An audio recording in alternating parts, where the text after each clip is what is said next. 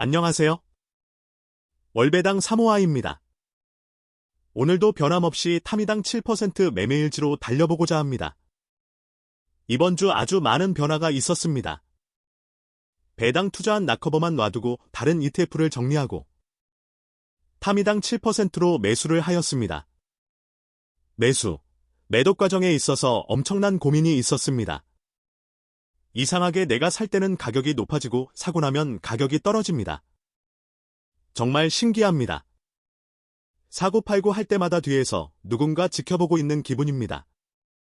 분명히 미국장 좋았습니다. 하지만 문제는 환율입니다. 환율 영향에 따라 주식가격 변동폭이 너무 크게 작용하네요. 현재 주식 보유량은 9,815주입니다. 다음 달 예상 세전 배당금은 86만원이며 예상 세후 배당금이 73만원입니다. 세전의 경우 1년으로 환산하면 1000만원이 넘어갑니다. 그리고 찾아보니까 ISA 계좌는 배당금에 세금이 안 붙는다고 하네요. 그래서 예상 매매일지를 ISA 계좌와 일반 계좌로 분리하여 엑셀에 반영하였습니다. 배당금으로 재투자할 때 사고 남은 짜투리 금액이 있어서 오차범위는 아예 없을 수 없겠지만 그래도 한층 더 정확한 날짜를 예상하고 있습니다.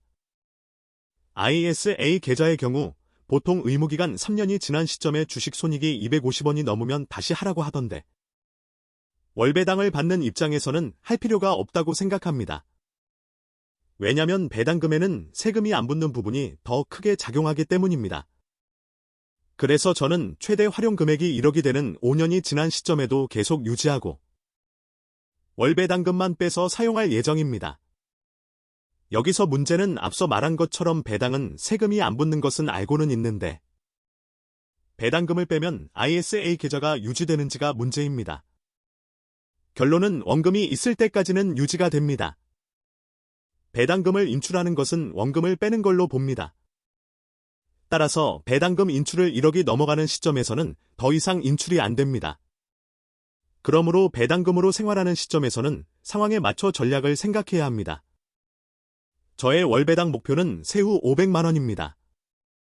저의 목표 예정일은 예상 매매일지로 계산하면 2030년 2월부터는 세후 500만원이 나옵니다.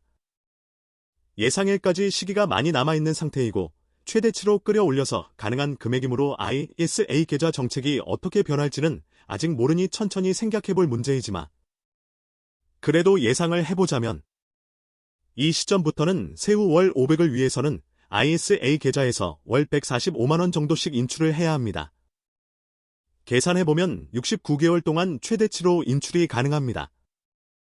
하지만 저의 소비 패턴을 보면 500만원을 다 사용하지 않을 것 같기 때문에 ISA 계좌에서는 필요할 때만 인출하면서 배당금은 재투자로 유지 않을까 예상합니다.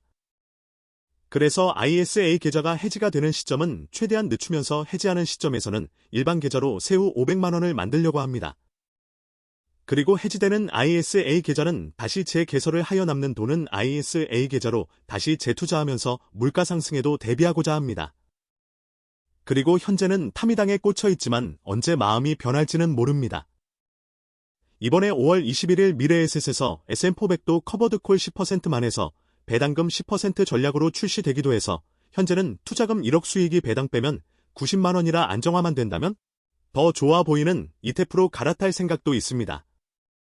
그리고 타미당 7%의 경우는 이름에 7%가 붙어 있어서 7% 배당금을 목표로 생각할 수도 있는데 미래에셋 상품 소개에는 지수 60%에서 3%, 커버드콜 40%에서 7%로 합계 10%를 목표로 하고 있습니다.